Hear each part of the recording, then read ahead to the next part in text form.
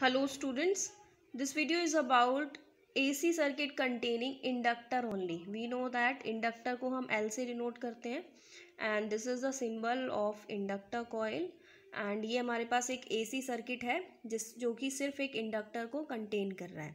So इसके लिए जो instantaneous value of current है वो हमारे पास क्या आती है, उसका फेज एंगल इंक्रीज होता है, डिक्रीज होता है. अगर इंडक्टर हम कनेक्ट करते हैं एसी सर्किट के साथ तो क्या ये इंडक्टर डीसी को ब्लॉक करेगा या एसी को ब्लॉक करेगा, ये सारी चीज़ें इस टॉपिक के अंदर हम पढ़ेंगे. सो कंसीडर एक एसी सोर्स जो कि एक कनेक्टेड है एक pure inductor which is denoted by L. And same process again we follow. We know that alternating EMF की जो वैल्यू होती है that is E is equals to E naught sin omega t. Again E is the instantaneous value of alternating EMF. E naught is the peak value of alternating EMF. Omega t is the phase angle. So इस बारी हमें inductor के साथ relationship चाहिए. So according to Faraday law we know that induced EMF which is denoted by E which is equals to minus of L di by dt. Minus negative sign आता है यहाँ पे लेंजिस लॉ की वजह से. इसका अगर मैं मोड लिख देती which is equals to L D I by D T, inductor के साथ हमें रिलेशनशिप मिल जाएगा और इंस्टेंटेनियस वैल्यू ऑफ करंट हमें चाहिए. और नेगेटिव साइन शो कर रहा है कि इंड्यूस ईएमएफ अपोज कर रहा है rate of flow of rate of change of current को. Alternating EMF. So applied EMF must be equal and opposite to alternating EMF to maintain the supply of current through inductor. अगर current के inductor के through current जाता है तो उसकी supply को maintain रखने के लिए इन दोनों की वैल्यू क्या होनी चाहिए, equal. So by putting this equation E naught की वैल्यू, ई की वैल्यू हमें पता है that is E naught sine omega T, E की वैल्यू हमें पता है that is minus L D I by D t.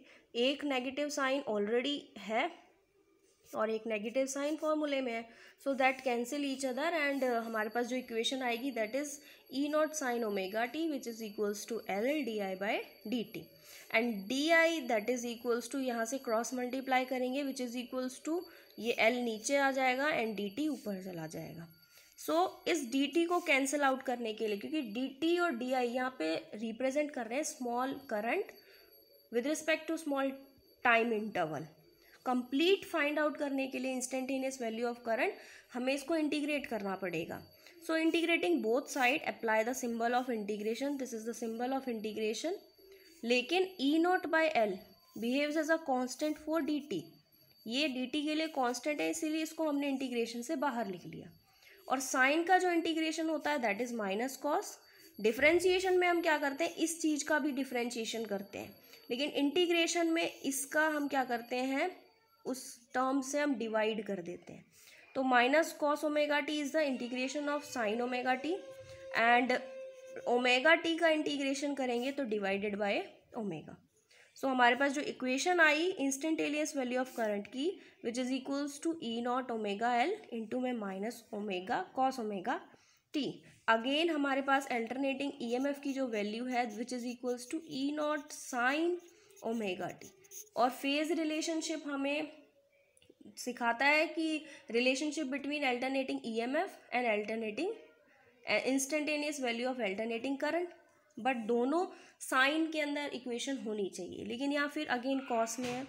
और मैंने जैसे कि पिछली वीडियो में भी बताया कि अगर हमारे पास ओड मल्टीपल है, जैसे कॉस ओमेगा टी है, इसको हमें साइन में चेंज करना है तो कॉस 90 प्लस थीटा करते हैं हम, 90 माइनस थीटा करते हैं which is equals to sine theta.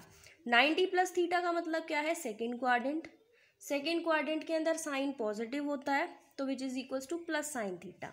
लेकिन कॉस पाई प्लस थीटा होता मतलब 180 प्लस थीटा, इवन मल्टीपल है कॉस थीटा ही रहता. और 180 प्लस थीटा मतलब थर्ड क्वाड्रेंट में टेंजेंट पॉजिटिव होता है तो which is equals to minus cos theta. या हम लिख सकते हैं कॉस माइनस थीटा और cos minus theta plus cos theta होता है. ठीक है.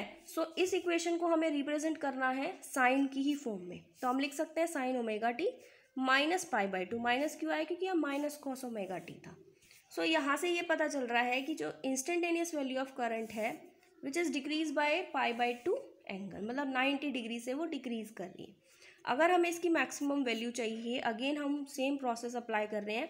साइन ओमेगा टी माइनस π/2 की वैल्यू 1 होनी चाहिए, और इसकी वैल्यू 1 होगी तो this instantaneous value of current is equals to peak value of current, means I is equals to I naught. So हमारे पास जो इक्वेशन आएगी that is I not is equals to E naught omega L into में 1, और E naught omega L किसके बराबर आ गया, I not के बराबर। तो हम इस इक्वेशन के अंदर I नॉट लिख सकते हैं। तो हमारे पास इंस्टेंटेनियस वैल्यू ऑफ करंट क्या आ गई, I is equals to I naught sine omega T minus π/2, ठीक है। And this is the equation for instantaneous value of current through inductor. So जब हम कंपैरिजन करेंगे तो I not is equals to E naught omega L, हमारे पास ये equation आई है। So omega L which is 1 by omega L which is equals 1 by omega L is equals to XL। तो इसको हम किससे रिप्रेजेंट कर सकते हैं, sorry, XL is equals to omega L के बराबर होता है कैपेसिटिव इंडक्टिव रिएक्टेंस बोलते हैं हम, और XC को बोलते हैं कैपेसिटिव रिएक्टेंस।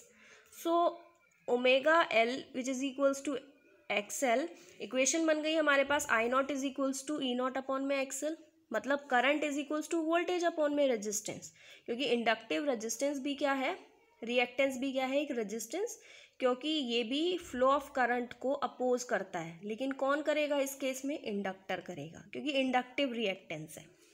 एंड ओमेगा की वैल्यू हमें पता है that is 2π nu, so 2π into nu into में एल। लेकिन डीसी के लिए फ्रीक्वेंसी 0 होती है, इट मीन XC इज 0, और इसका मतलब क्या है कि इंडक्टर ऑफर करेगा 0 opposition to the flow of DC.